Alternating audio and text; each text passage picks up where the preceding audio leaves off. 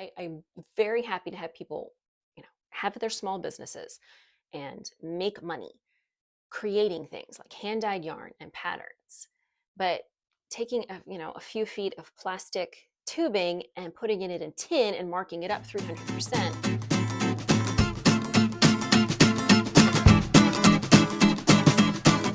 Hello, fiber friends. Welcome back for another episode of the Hilo Stitch Podcast. I'm your host, Kristen, and today we are going to be talking about one whole finished object, a bunch of whips for the spring/summer, and an upcoming design. Plus, at the end, we're going to talk a little bit about the indignities of being a middle-aged woman. So if any of that sounds like it would be of interest to you, I hope you will stick around. All right, friends, welcome back to the channel. I have a podcast episode for you today, which basically just means chattering about my whips and finished objects and such. It is a lovely day here in Maryland. It is 77 degrees. So the windows are open. Hopefully we won't get a whole bunch of annoying noises. When we bought our house 13 years ago, there was a forest behind it. And now there are a bunch of buildings, including a police training academy. And this morning, I assume they were learning how to drive because there were just lots of sirens and tires screeching. That seems to be done. So hopefully that will not pick up again. And we will get through this episode of the podcast with little to no interruption. So let's kick things off with my one and only finished object, which is what I am wearing. So this is my summer slipover. This is not really how I kind of plan to wear it. I'm not 100% sure how I'm going to wear it, but I just kind of tossed it on over a camisole so you could get a look at it. Back up a little bit so you can see this is just ties here at the sides, and then it has the trim around the arms is worked simultaneously, just a selvage stitch edge with some nice shaping lines here, and then an I-cord finish around the neckline. This is a pattern by, I will put her name here because I've already forgotten it. It's Sophie something.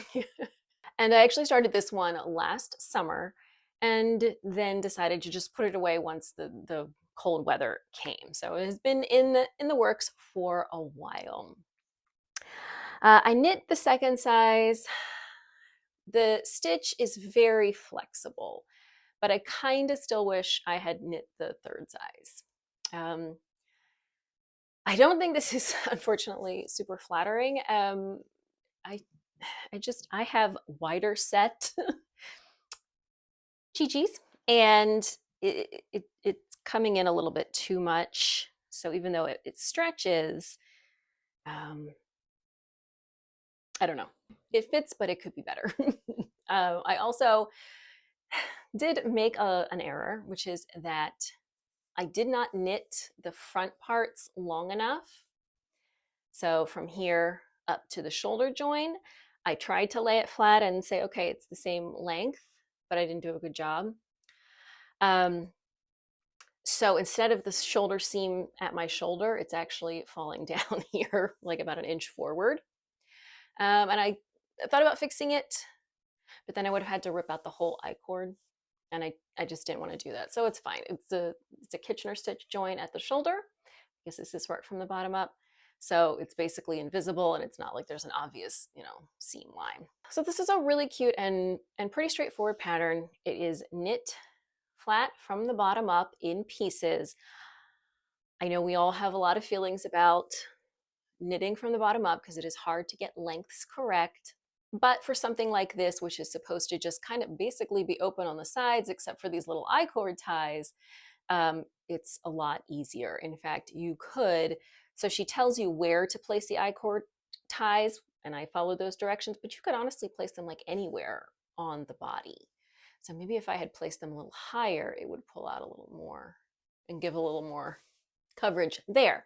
So again, I'm not sure how I'm going to want to wear this. So I knit this in Knit Picks Woolen Cotton. This is a DK weight yarn. This color is Cedar Heather. I think it's really beautiful. I have several skeins of this left, but it is a 50-50 merino, not superwash, but 50-50 merino Pima cotton. So definitely not something for deep into the summer. I think it might look cute layered over a dress.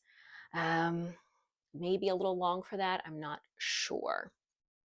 I also think it would probably look nice under or over a different kind of top, even like a button down.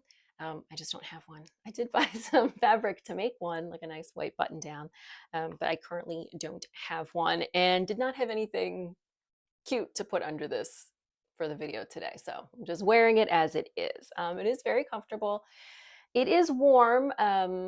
Even if it were 100% cotton, a DK weight cotton would be pretty warm in the summer, but with the wool in there, even more so.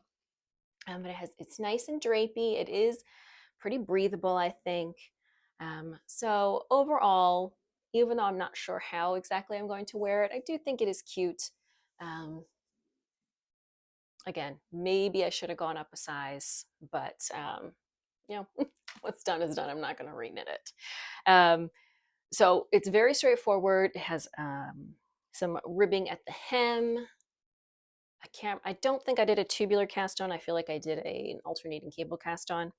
And then it's just like a faux rib. So you knit one purl one on one side and you just knit on the other side. And then just with the distinctive shaping lines, decreasing here. You can see just makes some nice visual interest, but it's definitely nothing complicated. The most complicated part is probably doing the applied I-cord around the neck, which is, easy enough. So an actual finished object, finally. So I actually think this might go nicely with, I will show you a dress that I have been sewing toward the end. I think this might go nicely with that because it is a longer dress. But since the dress isn't done, I'm not sure. It may end up looking a little too frumpy, but we shall see. In addition to this, I have started quite a number of spring and summer projects. One of these I did show you guys last time. I had started the pie camisole, and I actually did finish the front all the way down to the armholes. This is a rather dense fabric, so in case you missed it, as I said in the last episode, I did not realize that the pie camisole was knit on such small needles. I guess I'm just used to fingering weight garments not actually being knit at a fingering weight gauge. My mistake, but it is knit on this is a US 1.5. So it is certainly not a fast knit, but I did finish. So the front yoke, this has a big ribbed collar that still is going to go on here. But I did finish just the front yoke part, and I did start on the back. Now, one nice thing about this being on the 1.5 needles is that I have two of them because I use them for socks, and I use two circulars. 1.5 is my preferred sock knitting needle size, but I don't have like lots and lots of long circular needles or magic loop, so sometimes I just use two circular needles. It's not my favorite though. But I did start on the back. So on the front, I had made a modification to get the neckline to curve down a little bit, but I didn't really have to worry about that for the back. So I just cast on and knit exactly like it said. So I've finished the initial shaping on the back, and presumably now the increase rate is going to change a little bit down to the bottom of the armhole. But this is not, again, a fast moving project at all. So I am using the Amana Yarns Jeski, which is another wool cotton blend. It is 60% superwash merino, 30% Pima cotton, and 10% linen. So that's pretty wool heavy. I had originally hoped this was going to be done for kind of April-ish, because I assumed that it was going to be knit at a looser gauge and would work up more quickly. That doesn't seem to be the case, but I'm still kind of pushing ahead with it. But it's not my top priority because clearly by the time it's done, I'm not going to be wearing something that is 60% wool. But if I finish it in June, it'll be ready to go for maybe September. So that is one of the springy projects I have been working on. Spring/early fall now. And the other one is definitely a summer project. It looks really big. I don't know if I've done something wrong. Anyway, this is the Darjeeling. I don't know if it's, she has like several of these. This one is the sleeveless tank top version. So I know she has a t-shirt and she may have another one. So this is a pattern by Trust the Mojo. Probably has a real name, but I don't know it off the top of my head. And this is what I've got so far, but honestly, this is the most difficult part of this project. So as you can see, this is another bottom up. And you have to start with a provisional cast on. And then, because it's a picot. So you start with a provisional cast on, and then you fold over and join the cast on edge with your live stitches to get this nice picot folded edge. What I did for this, so she gives you a couple of options, but for a lot of them, you would have to cast on twice as many stitches, and it was already a 220 some stitch cast on for my size. And it was like, you can do a Judy's Magic cast on, just cast on twice. I'm not going to cast on 440 stitches using Judy's Magic. There was no way I would get that number right. So I opted for the provisional cast on, and I looked up a tutorial. I want to say it was from Laura Nelkin on how to do a provisional cast on over barber cord. So in case you're not familiar, this is the original barber cord tin that I bought. You can see $16 for 3 cords of, let's see, one cord that was 60 inches and 2 cords that were 30 inches. So that's a total of 120 inches, 10 feet of barber cord. This I bought on Amazon, and I, generally speaking, am trying to avoid Amazon as much as possible right now, not doing any sort of extra fun, shopping. But I needed more of these. This cost me like $10.50, and it's 54, I want to say, yards. Could be feet. Either way, it's a much better deal. Yeah, I'm sorry. This is look, I'm very happy to have people, have their small businesses and make money creating things like hand-dyed yarn and patterns. But taking a few feet of plastic tubing and putting it in tin and marking it up 300% makes me annoyed. Anyway, I don't know if you can see, but it's a silicone tube with a little opening there, so it's hollow, and you can stick it on the end of your needles and then slide your stitches onto it very easily, although sometimes it comes detached if you're not careful. So it's easy to try things on. So yes, you can just put things on scrap yarn, but it's a much slower process to do that. And this way you can attach it to the needle, slide the stitches off, attach it to the needle, slide the stitches back on, much faster.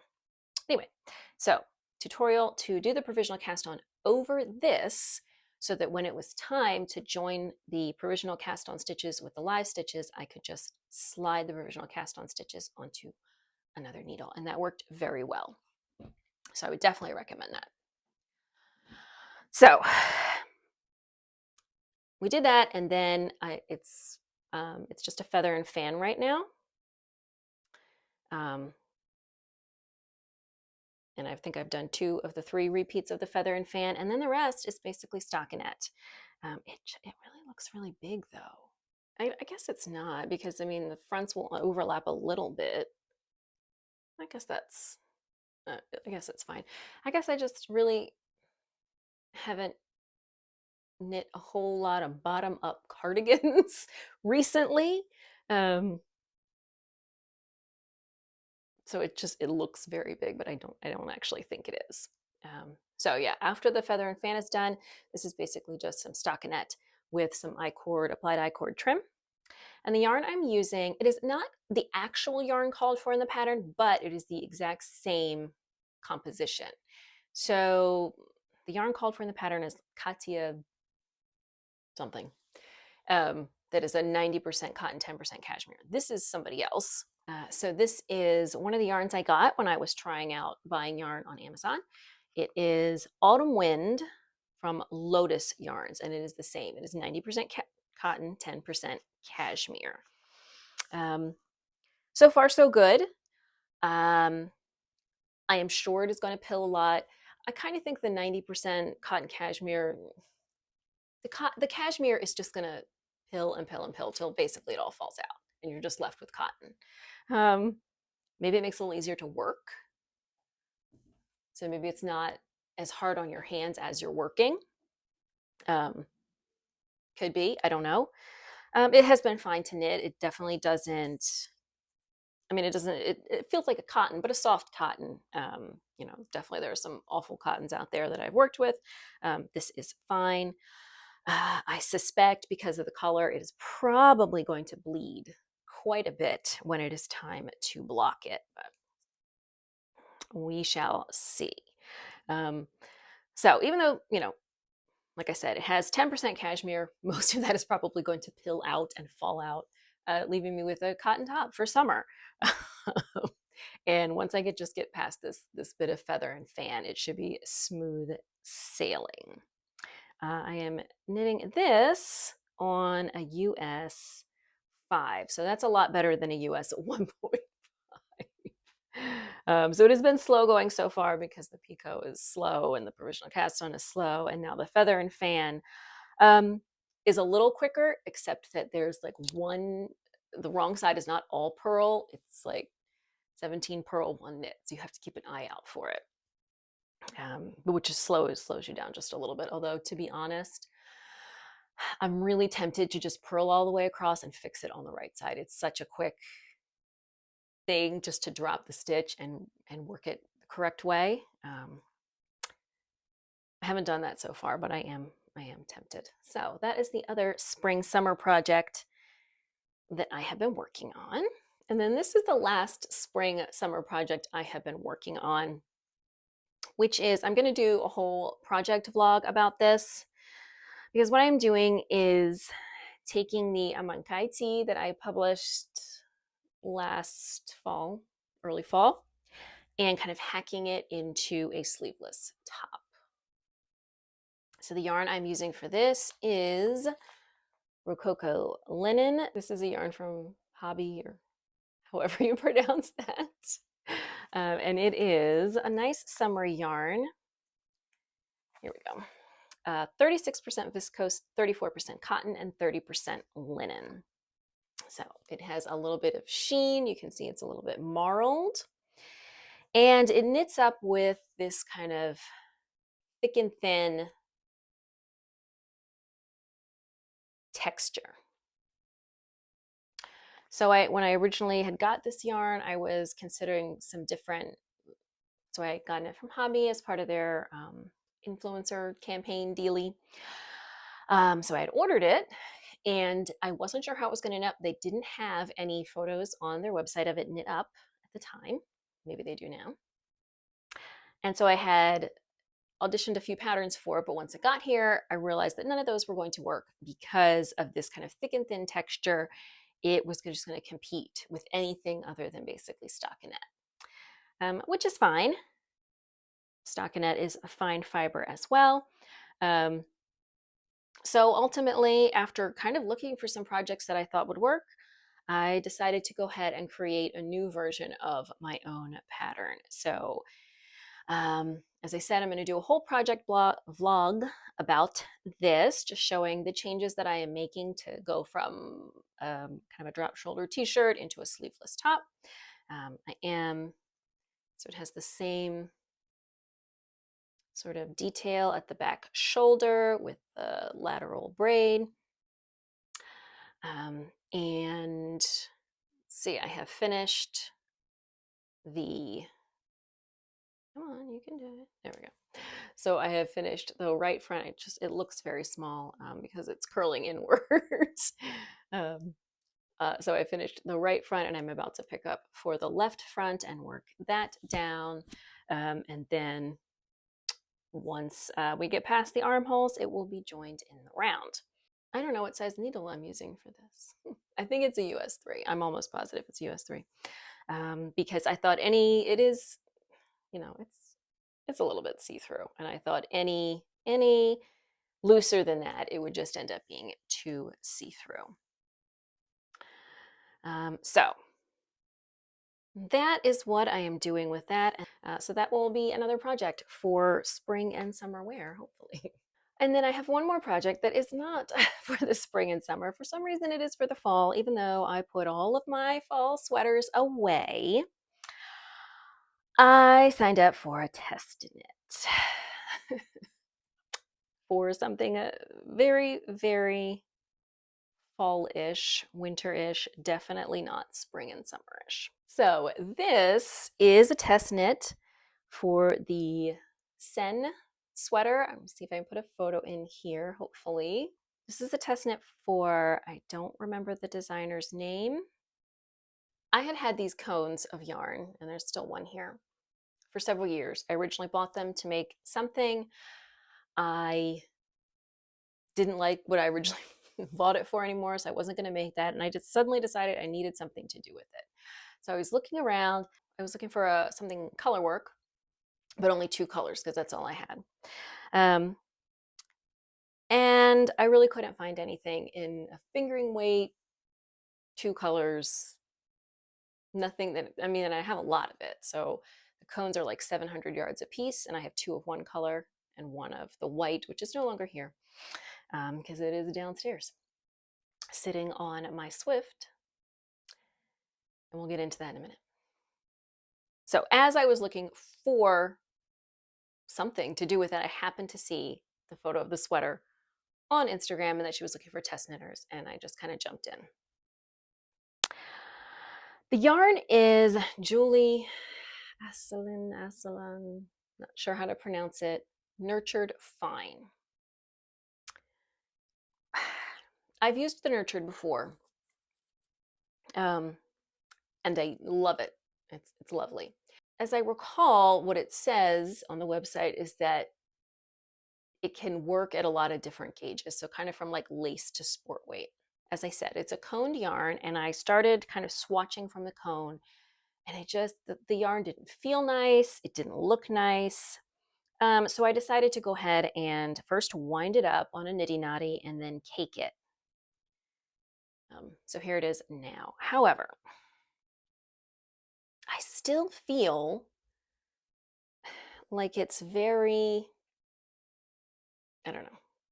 It still doesn't feel great. It still feels very overspun. You can see it twisting in on itself. It is a single ply yarn, which frankly is not ideal for cables, but can kind of, depending on the garment, give it a bit of a rustic look. And I do think it actually looks okay. So get in close here to see these cables, if the camera will focus. So I actually think, it looks all right. It is definitely a more rustic look. So the needle I am using for this is a US 4. Probably a US 3 would be better. I'm hoping it is going to bloom a little bit when it's washed, but I did already wash the skein. After I skeined it up, I soaked it and then dried it and then wound it into the cake. So I don't know. I like the pattern. One, I don't want to say problem, but I'm working from the charts, but it's very intuitive. So I'm not actually paying all that much attention to the charts after getting the initial cable setup established. It's pretty easy to continue working in pattern as you're adding stitches for the raglan. So I'm not really consulting the chart as much as I should be as a test knitter. But I've noticed a lot of the other people in the test are being very proactive in looking for typos and things and pointing them out, so I don't feel too bad. I love the way the neckline looks, but this is a double knit collar, And I'm really concerned that it is not, come on, we focus today? There. I'm really concerned that it is not going to have enough elasticity when it's worn. It even looks a little loose now, but it does look very nice. So this is actually the initially the wrong side of my collar, and then I flipped it before I started working on the cabling, so I would have my wrong side showing on the outside, which looks nicer in my opinion. Um, so I don't know, covering up my microphone. I don't know what's going to happen with this. I'm committed to the test net, so I'm going to keep going. I don't know how it's all going to work out in the end. If it's going to look nice, if it's going to feel nice, as it doesn't feel great. But I have used this yarn before, but not the lighter version. I've used the heavier version, and that was fine. Not super soft. It's definitely a rustic yarn, but I don't know. I'm not loving. I'm not loving the yarn as it is now. So the white color, so this is a pattern with stripes. I know I've said on here before that I'm not a big fan of stripes, but I thought I would give it another try. So the yoke doesn't have stripes, it's just the body. And the other color I have, which is ostensibly a white, but it has some little bits of purple in it. I, for some reason, did the same thing, wound it up on the niddy noddy, and I did it wrong. And I don't know what I did wrong, but when I took it off the niddy noddy, it's so long. It's much longer than it should be, the circumference. So I can't put it on my Swift to wind it. The Swift doesn't extend that big. So I don't know how I messed that up, and I'm not sure what I'm going to do about it. Yeah, I don't know. Maybe I will drape it over some chairs, re-put it on the nitty noddy, and then try it again. It has been washed and dried. To be honest, the white feels a little nicer. And this stuff has been on the cones for a while, so I'm really not sure. But anyway, I have started another another project that is definitely not for this season, but I think hopefully if the yarn behaves, it's gonna be cute in the end. Right now, speaking of summer, I have actually finished this top design that I have been talking about and working on in various capacities since last summer. So this is currently in testing. This is a lovely drapey adjustable top worked in Magpie Fibers Equinox Sport. So we're doing bottom up again, but in this case, we are doing bottom up. So we end up with these ties that are completely adjustable. So one thing about these summer yarns, again, they don't have a lot of recovery. They stretch out and they don't spring back. So over time, I'm not storing this like this, by the way, it's just for show, because that would be a poor idea. Over time, this will start to stretch out and it won't spring back because there's no wool. But since it's completely adjustable, you'll be able to tighten up your straps as you wear your garment. So this is in testing, and hopefully the pattern is going to be coming out at the very early beginning of June. The other thing I really think I like, and I think other people will like, is that there's no finishing. So all of the trim is worked simultaneously with the fabric. The bind off on the front and back neckline is a lateral braid bind off, which looks very nice and decorative. And even the finishing, these, you do a neat bind off at the end, and there's nothing to do there. So once you're done, you're done. There's no picking anything up to pick, to around the armhole, around the neckline, nothing. So once it's done, which I think is Really nice, especially when we're talking about things for summer. They tend to have wide necklines and longer armholes, and things that if you have to do a lot of picking up, it's a lot more work than some kind of summer garments. Winter garments. None of that is involved here. So this is called Veraniego, which just means summery. And the big standout feature here is this lateral braid that is worked with 2 strands of the yarn held together, so it makes it stand out. You can see this is just nice and drapey. This colorway, it's actually reversible, because the other day I put it on backwards and didn't notice for a bit. So you could put either, if you want a lower back and a higher front neckline, it's fine. The colorway is called Bougie Beaver. And most sizes are going to use 2 skeins. Only the very largest sizes will go into a 3rd skein. So this has been a lovely summer. I'm really looking forward to wearing it. I don't wear any of my designs until I get the pattern photos done. I have not done that yet. Probably should have done it today. The weather's been nice, but I haven't.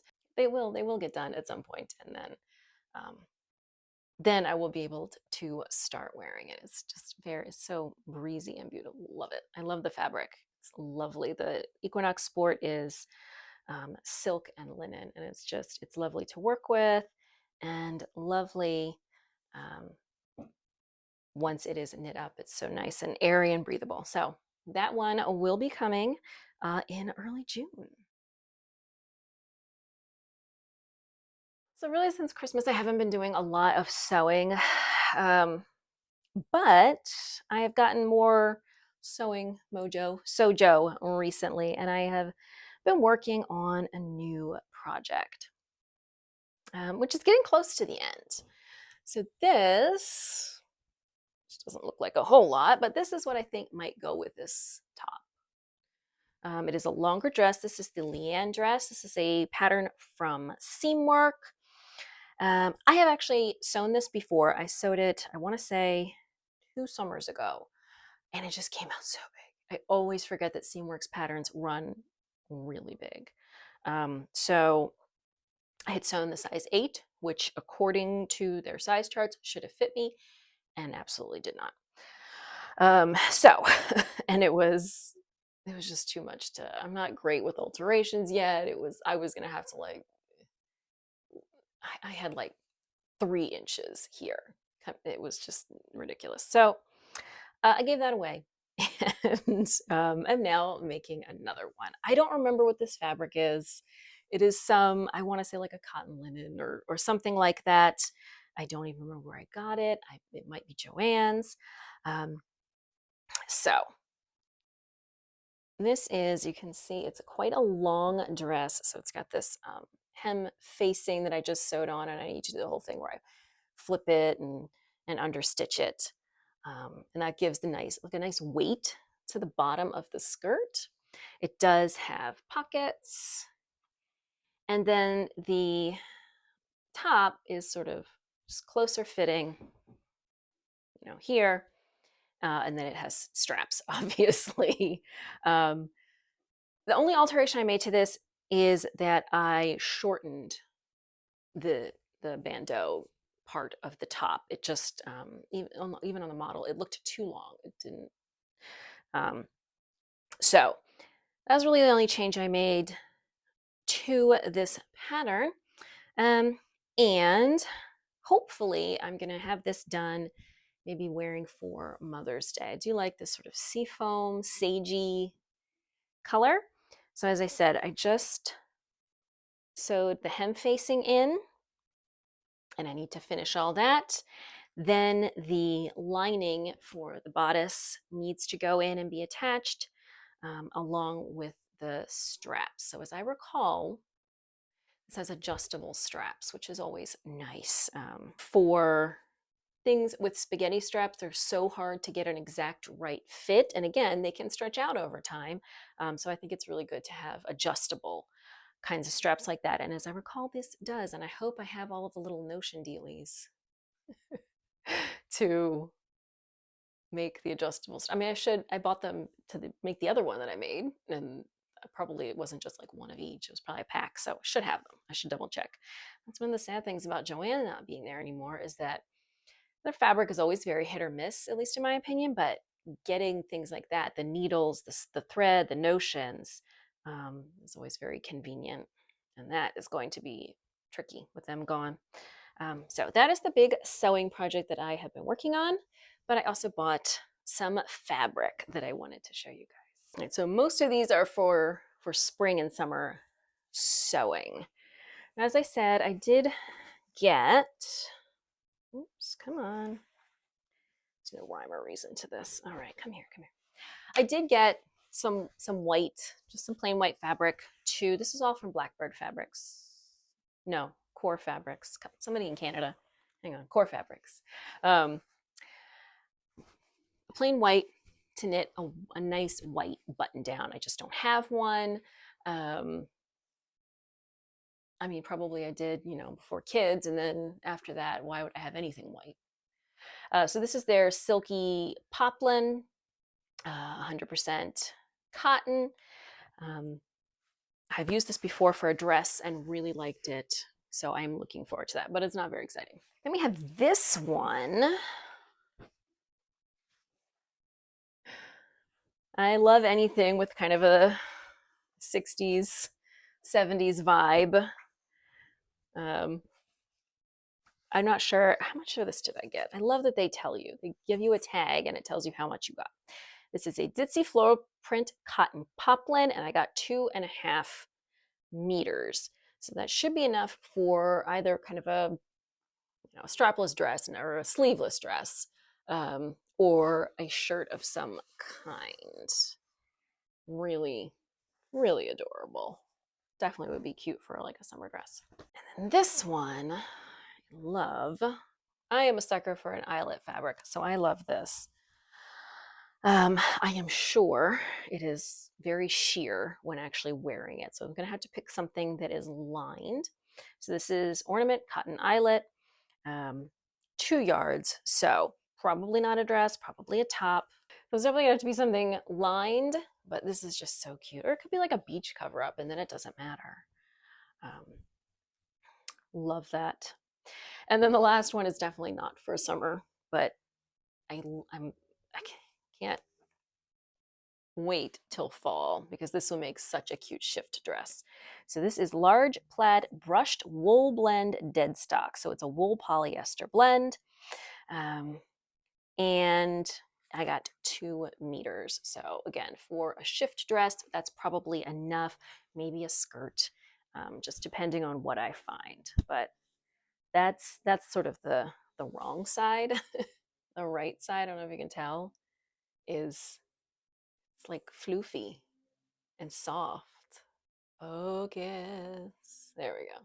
So you can see it's again brushed. So it feels almost like flannel, like a brushed flannel, but it's a wool polyester. It's going to be so cute. It's going to be so cute for, like I said, probably a shift dress, possibly a skirt, depending on what I find. So I did do a little bit of fabric shopping. I'm not doing any yarn shopping. My husband had his green card interview, which is good. He will likely have his green card within a few weeks, which means he can get a job here. So if you've seen previous episodes, I've talked about this. The organization that my husband works for has had their funding from the US government severely cut. Funding that had already been allocated was withdrawn. And funding for his particular office has been withdrawn and is not expected to be reinstated. So likely by the end of the summer, his position will have been eliminated. If he has his green card, good, he can get another job, but he still doesn't have another job. We still don't actually know what's happening with his position. They're trying to talk to other member states, see about getting some other funding, but everything is up in the air. So we are tightening our belts, and I have not been buying yarn, but I did get some fabric. for some summer makes because while they're both helpful for making my own clothes, fabric has a little bit of a faster return on investment. That is the sewing update for this episode. All right, so now we'll just chat a little bit. I've sort of already given you the update on what's going on with our lives and finances and jobs and such. I am also looking for, I do work part-time freelance, but I have been looking into other job opportunities that would be full-time and provide benefits because we've got 2 kids and we need health insurance. Especially, we just did a follow-up with my youngest. He has a disorder called 22q deletion syndrome. And he was diagnosed in 2016 by a geneticist, obviously, because that's how you find out about genetic disorders. And we hadn't really been back since then because, his genes haven't changed. But we did do a follow-up with them, and they want him to visit a few specialists. And God forbid we didn't have health insurance for that. So it'll be a really fun summer full of visiting random doctors. Really looking forward to it. Anyway, but as promised, today's chat, we're going to talk about the indignities of being a middle-aged woman. So this might resonate with some of you. Some of you might be younger and you'll just have this to look forward to. And some of you might be older and have already gone through this. But it annoys me to no end that I am exercising as much or more as I was in my 30s. And I am eating as well or better than I was in my 30s. And I'm still gaining weight. People might feel a lot of different ways about gaining weight, and that's all valid. Here's my problem. Most people, when they gain weight, they can buy new clothes. And they might feel a way about that, and it might upset them, but they could just buy new clothes. And as makers, it is truly just terrible to no longer fit into clothes that you have put so much time and effort into making. Now, yes, I could buy new clothes. That's not, but that doesn't change the fact that I have put all this time and effort into making clothes that don't fit anymore. And it is very frustrating, particularly, as I said, because I haven't changed anything. It's not as if I have, suddenly picked up a terribly unhealthy, fatty diet or have stopped moving. So I'm doing better. I'm eating all the protein because you're supposed to eat the protein, and I'm walking and I'm doing my yoga and I'm, cutting back on the sugar and et cetera, et cetera, et cetera.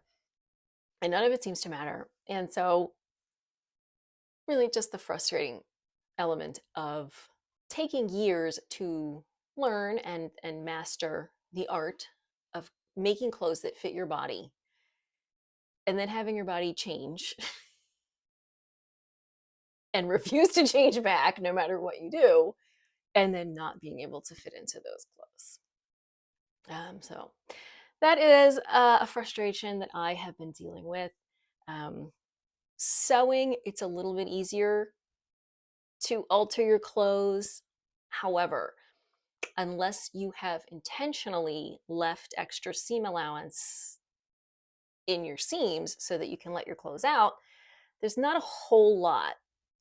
You, you can make them in certain parts a little bigger, but not a lot, unless you have planned ahead for that.